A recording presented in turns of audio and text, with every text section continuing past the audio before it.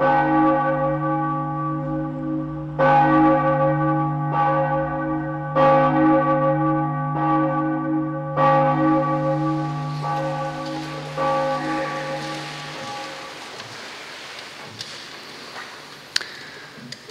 moment où Jésus parle, les apôtres sont dans la tristesse, car il vient de leur annoncer qu'il allait les quitter. Nous sommes à la veille de la Passion. C'est un moment grave, un moment douloureux, et c'est ce moment que Jésus choisit pour annoncer l'espérance, la joie de la venue de l'Esprit Saint. Cet Esprit Saint appelé le Défenseur, l'Esprit de vérité, qui établira les apôtres dans une communion nouvelle avec Jésus. Au cœur de la douleur, l'annonce d'une bonne nouvelle. On peut entendre en écho la béatitude « Heureux ceux qui pleurent, ils seront consolés ». Fréquemment dans l'histoire de l'Église, c'est de l'épreuve qu'est venue la joie. Et c'est ce que nous avons vu également dans l'épisode des Actes des Apôtres, que nous écoutions dans la première lecture. Nous sommes au chapitre 8 des Actes des Apôtres. Le martyre d'Étienne vient d'avoir lieu et nous apprenons qu'une violente persécution se déchaîna contre l'église de Jérusalem. Premier verset du chapitre 8. Situation dramatique là encore. Violente persécution, on imagine l'inquiétude, la souffrance que vivaient les disciples, car tous, à l'exception des apôtres, sont amenés à se disperser, à quitter Jérusalem et à rejoindre les campagnes de Judée et de Samarie. Et c'est ainsi que le diacre Philippe arrive dans la ville de Samarie et guérit, annonce la bonne nouvelle, et que dans cette ville, il y a une grande joie.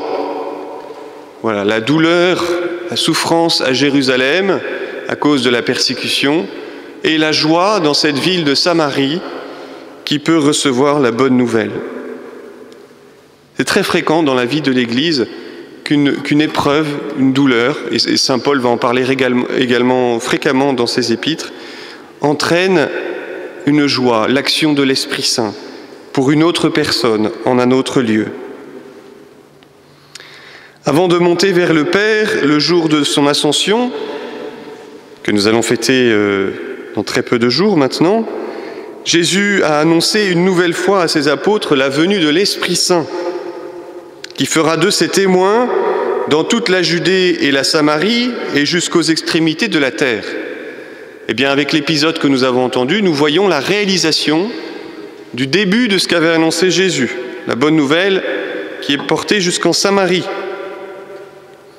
Par l'action de Philippe et des apôtres, les Samaritains ont accueilli la bonne nouvelle, ils sont devenus disciples de Jésus et eux aussi ont reçu l'Esprit Saint.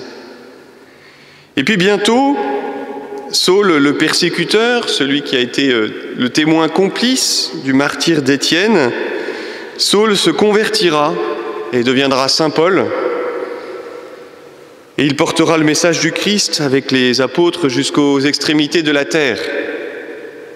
Là aussi, une épreuve, le martyre d'Étienne, au cours duquel Saul était présent, qui va conduire, au fil de l'histoire, à la bonne nouvelle annoncée jusqu'aux extrémités de la terre. Luc, dans son récit des Actes des Apôtres, fait tout pour nous montrer le lien, le passage qu'il y a entre Étienne et Paul. Le martyre d'Étienne qui conduit à la conversion de Paul. Dans l'Église, on a coutume de dire depuis les premiers siècles que le sang des martyrs est semence de chrétiens, que de la douleur naît la joie, l'espérance de la résurrection. Douleur et joie, mort et vie, depuis l'heure de Jésus finalement, le mystère de la passion et de la résurrection se mêlent pour l'avènement du royaume de Dieu. Et c'est encore cette même réalité dont nous trouvons un écho dans la première lettre de Saint Pierre que nous avions dans la deuxième lecture.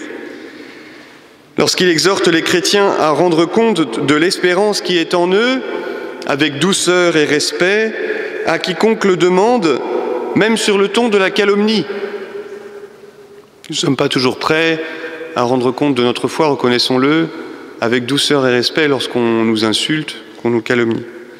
Et pourtant, c'est ce qu'il nous faut désirer. Fortifiés par l'Esprit Saint, les disciples reçoivent du Christ la capacité de souffrir en ne cessant pas de vouloir le bien de leurs persécuteurs.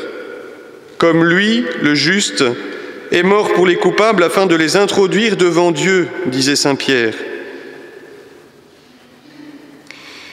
Je reviens au martyre d'Étienne. Il est frappant de voir comment Étienne a été capable de donner sa vie, d'offrir sa vie comme Jésus.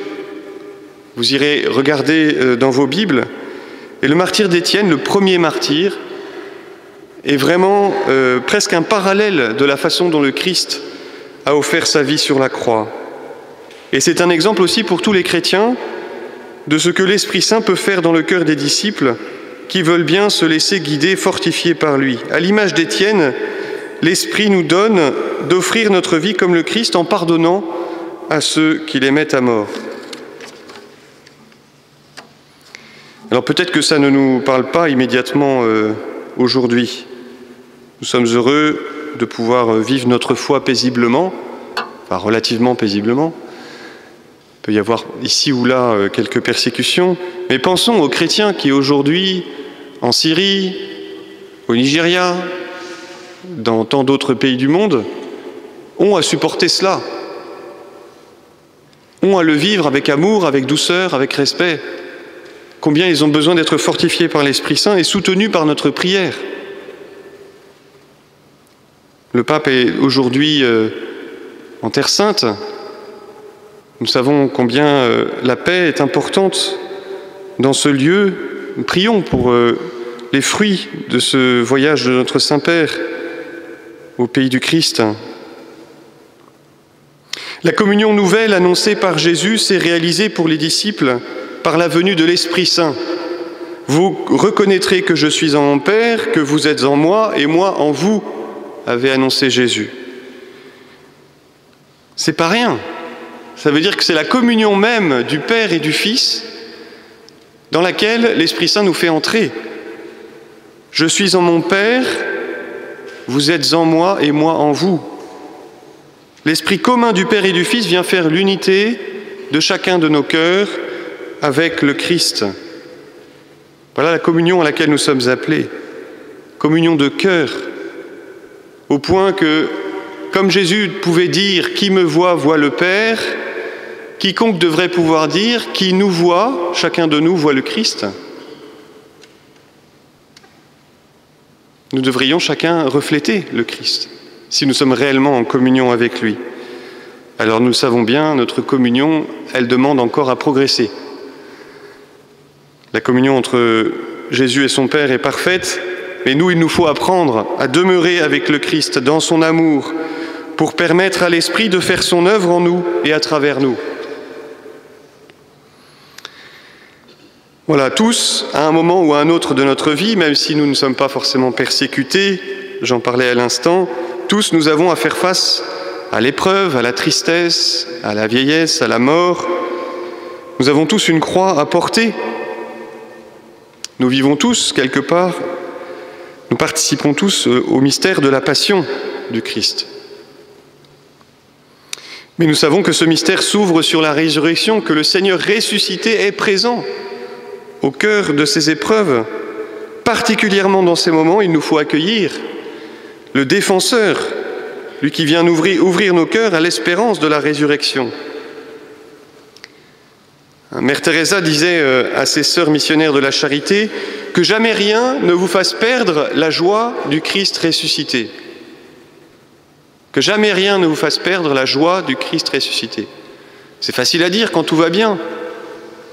Mais quand on est atteint d'un cancer, quand on vient de perdre un être proche, quand on vient de vivre une terrible épreuve familiale ou professionnelle, c'est difficile d'accueillir la présence du Christ ressuscité, de croire à la force de l'Esprit Saint qui nous accompagne. Et pourtant, c'est vrai. Le Christ ressuscité nous accompagne de la puissance de son Esprit, particulièrement lorsque nous sommes éprouvés. Vivons de cette joie. Accueillons la lumière au cœur des ténèbres, la joie au cœur de notre épreuve. Laissons-nous rejoindre par le Christ comme les disciples d'Emmaüs. Accueillons la joie de cette espérance comme les apôtres qui étaient tristes au moment où Jésus leur parlait.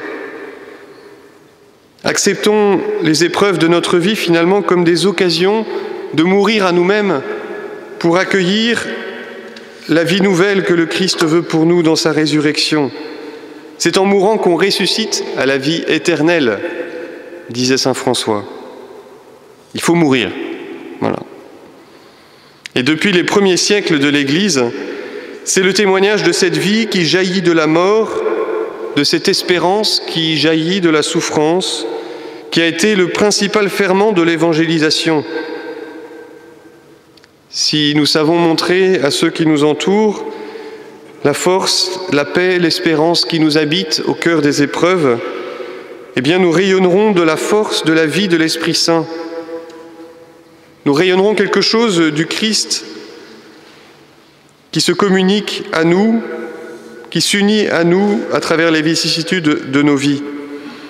Alors en voyant comment nous traversons les épreuves ainsi fortifiées, soutenues par la vie éternelle déjà active en nous, par le don de l'Esprit Saint, eh bien sans doute les hommes et les femmes qui l'attendent pourront-ils reconnaître le Christ sur notre visage, ce Christ qui vient à leur rencontre à travers nous et qui les invite à leur tour à avoir part à son esprit. Alors prions pour ceux qui sont dans l'épreuve, et si nous-mêmes nous sommes dans l'épreuve, demandons au Seigneur cette grâce de savoir nous ouvrir à l'espérance de la résurrection, au don de l'Esprit Saint qu'il nous fait aujourd'hui pour rayonner de sa force, de sa paix et de son amour. Amen.